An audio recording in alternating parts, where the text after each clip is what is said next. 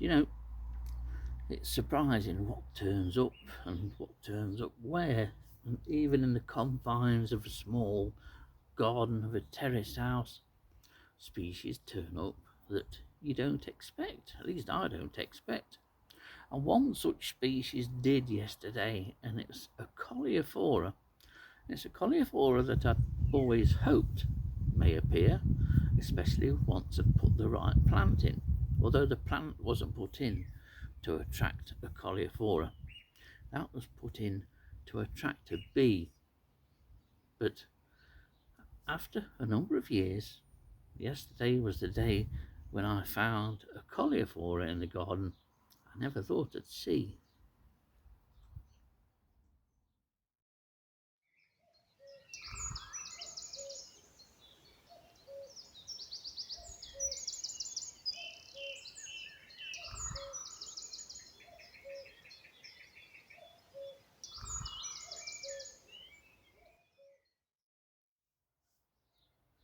Well, here's the garden, and you can see lambs here against the edge of the path. There's another one to the right. There's a garden under that acer against the fence, and there's another one on the left of the garden opposite that. But a very characteristic plant is lamb's ear, Stachys byzantina, if I remember right.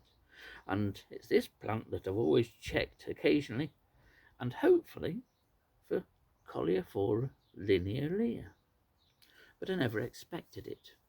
Not in a garden set in the middle of a former market town, but it was while I was on patrol, so to speak, in the garden yesterday that I noticed the leaves on this particular lamb's ear had yellow blotches on them, pale blotches. You can see them here. I've seen these before, I thought to myself, and they were from Nettleworth Manor a number of years ago. And when I turned the leaves over, that's what I found, the larval case of Coleophora linearia. I knew that the blotches were down to this species, but I just couldn't imagine that the moth would be here. You can see how distinctive the pale blotches are. They're more distinctive on the older leaves, but when you turn them over, there's the larval case. And there were about 4 on this plant. And they were only on this plant, the plant that was growing in full shade. But there's the distinctive pale blotches that are your first indication of Coleophora linealia's presence. And it's a most remarkable case, especially when young. The cases are different depending on what plant they are on. They are better when they're on lamb's ear in your garden. But it's not a common moth in Nottinghamshire, or at least has been rarely recorded and reported, but I think that it might be a bit more widespread than what we think. And there's another.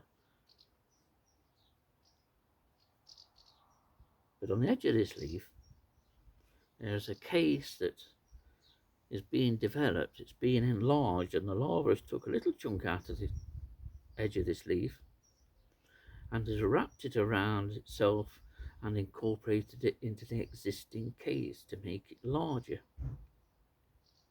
You see how woolly the leaves are of lamb's ear, and that's what helps to create a fabulous little case. When small, the case is little wonderful things. And turn that leaf over, and there's that larval case, freshly extended. You can also see the conspicuous older feeding signs on the older and lower leaves of the plant. And here's a bit of a close-up of the case, made up of several sections, and of course the hairiness of the leaves make those sections just adorable. They're cute little cases. And the cases are always underneath. The larvae feed on the underside of the leaves at all times, and it's usually on the lower leaves too. little point in looking for these, in my experience, on the flower bearing spikes of lamb's ear.